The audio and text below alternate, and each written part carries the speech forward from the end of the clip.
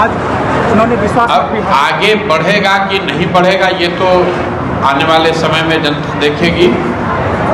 देखिए, हम लोग कोई ज्योतिष के आधार पर भविष्यवाणी नहीं करते हैं। नीतीश कुमार चुनाव के बाद मुख्यमंत्री नहीं रहेंगे, ये बात सबसे पहले जनसुराज ने प्रशांत किशोर ने कही। इसलिए कही कि वो स्पष्ट दिख रहा था कि नीतीश कुमार की मानसिक शारीरिक हालत अब ऐसी नहीं थी कि वो बिहार के मुख्यमंत्री का दायित्व लेकर चल सके।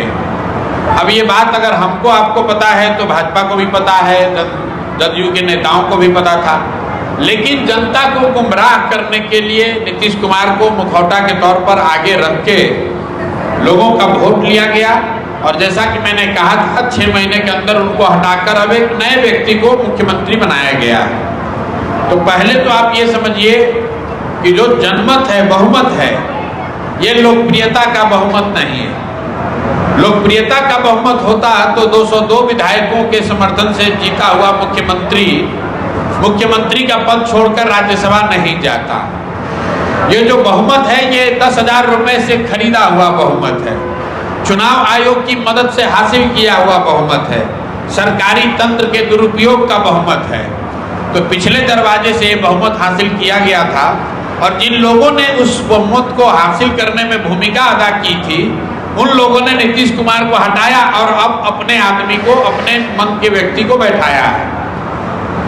सम्राट चौधरी जी किस तरह के व्यक्ति हैं, उनका चाल चरित्र चेहरा क्या है, ये हम आज कुछ नहीं बोल रहे हैं। चुनाव से पहले जनसुराज ने बिहार की जनता को बताया है, ये स्पष्ट किया है कि भाई ऐसे व्यक्ति हैं जिनका नाम क्या है किसी को पता नहीं है। इनका नाम राकेश कुमार है, राकेश कुमार मौर्य है या सम्राट चौधरी है, क्योंकि अलग अलग समय में अलग अलग अपने दस्तावेजों में इन्होंने अलग अलग नाम और उम्र बताया। बिहार की जनता को ये नहीं पता है कि उनका मुख्यमंत्री 1981 में जन्मा या 1968 में जन्मा, क्योंकि एक जगह उन्होंने कहा कि मेरा जन्म 1981 में हुआ है, इस वजह से हमको जेल से बेल मिल जाए, हुआ भी यही। और आज अपने एफिडेविट में वो बता रहे हैं कि हमारा जन्म 1968 में हुआ है। इसी तरह उनकी शिक्षा को लेकर भी बात है। उन्होंने अपने एफिडेविट में लिखा कि हम 7वीं पास है और किसी दूसरे एफिडेविट में लिख दिया कि हम अमेरिका से डिलीट किए हुए हैं। और जो हत्या की जिस हत्या के लिए वो अभियुक्त थे, मैंने पहले भी कहा है और आपको दोहरा देता हूं, सम्राट चौधरी को किसी अदालत ने बरी नहीं किया है, उनको उस केस से मुक्ति नहीं मिली है। सिर्फ उनके नाबालिग होने के वजह से, ऐसा उन्होंने दावा किया कि मैं 14 साल मेरी उम्र है, इस वजह से उनको वो राहत मिली। मैंने उदाहरण देके भी बिहार की जनता को समझाया था। दिल्ली में निर्भया का रेप केस हुआ था, बहुत देश में हंगामा हुआ। उसमें जो लोग अपराधी थे, जो रेप के अपराधी थे, उसमें से ज्यादातर लोग नाबालिग थे। उनको छोड़ दिया कोर्ट ने, क्योंकि देश का ऐसा कानून है, देश का कानून है कि बच्चे से अगर अपराध हो जाए तो उसको सुधरने का मौका मिलना चाहिए। तो यही उसी कानून का लाभ उठाकर सम्राट चौधरी जी जेल से बाहर आए। इनको कोर्ट से कोई राहत नहीं मिली। कुछ लोग बता रहा है कि कुशवाहा समाज के लोग बहुत खुश हैं कि उनके समाज का कोई आदमी मुख्यमंत्री बना है। तो मैं बिहार के कुशवाहा समाज के लोगों से पूछना चाहता हूं कि भाई, जिन 7 लोगों की हत्या की गई, वो भी तो 7 के 7 लोग कुशवाहा समाज के लोग ही थे। तो ये सारी बात जनसुराज ने आज नहीं कही, चुनाव के बहुत पहले मैंने बताया। लेकिन इसके बावजूद भाजपा ने अगर उनको मुख्यमंत्री बनाया है तो इसका दोष सम्राट चौधरी पर नहीं है, इसका दोष उन लोगों पर है जिन लोगों ने उनको मुख्यमंत्री बनाया है। नरेंद्र मोदी जी को जवाब देना है, अमित शाह को जवाब देना है, और बिहार में बीजेपी का झंडा उठाने वाले हर उस व्यक्ति को जवाब देना है कि चाल चरित्र चेहरा की बात करने वाली भाजपा, उसने कैसे व्यक्ति को बिहार का मुखिया बनाया है और तुम लोग धर्म के नाम पर मोदी मोदी का नारा लगाकर पूरे बिहार को बरगलाकर भाजपा को वोट दिलवाए हो। तो ये भाजपा के वोटरों को जवाब देने का समय है।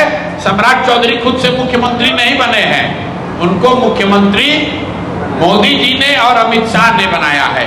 और मोदी जी और अमित शाह को ये ताकत भाजपा के अंधभक्तों ने दिया है। तो बिहार के अंधभक्त ये जान लें कि अगर भाजपा का आपने वोट दिया है, भाजपा को दिलाया है, तो अब भोगिए।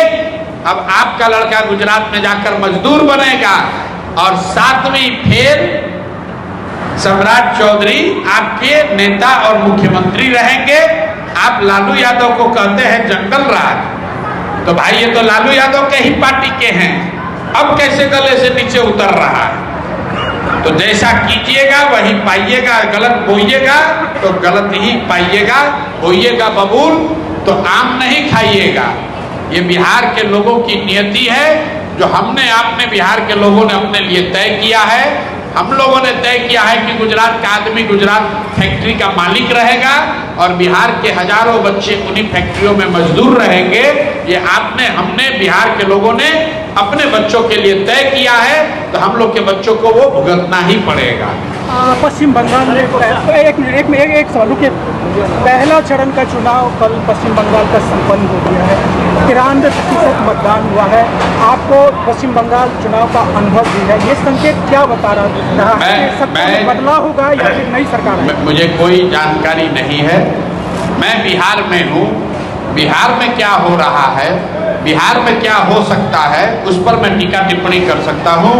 ईरान में भी युद्ध चल रहा है, लेबनान और इजराइल की बात चल रही है। पिछले चुनाव में हमने वहाँ काम किया था, अब हम वहाँ काम नहीं करते, अब हम बिहार में काम करते हैं। इसमें बात सुन लीजिए, हम भी ईरान के युद्ध के बारे में कुछ बोल सकते हैं, बंगाल के चुनाव के बारे में भी कुछ बोल सकते हैं, लेकिन हमारी विद्वता वो नहीं है, हम वहाँ काम नहीं करते हैं, हमें उस विषय की पूरी जानकारी नहीं है। लोकतंत्र के लिए कितना अच्छा है? 93 बहुत अच्छा है, जितना ज्यादा वोट हो उतना अच्छा है। 4 तारीख को परिणाम आएगा, आप भी देखिएगा, हम भी देख लेंगे। आपकी एक सोशल मीडिया पर चल रहा है, तेज प्रताप के साथ आप जाने वाले हैं। तेज प्रताप जी हमसे मिलने आए थे, तो ये सामाजिक राजनीतिक शिष्टाचार है। आपके घर पर कोई आएगा मिलने तो निश्चित तौर पर आप उनसे सद्भाव से मिलिएगा, इसमें कोई बात है नहीं। राजनीतिक को इसका अर्थ नहीं लगा, कोई अर्थ नहीं, क्योंकि राजनीति में संकेत कोई अर्थ नहीं है। ये संकेत पिछले 4 बरस से लोग लगा रहे हैं कि जनसुराज किधर जाएगा। जनसुराज बिहार की जनता के साथ है, अपने विचारों के साथ है, बिहार को सुधारने के संकल्प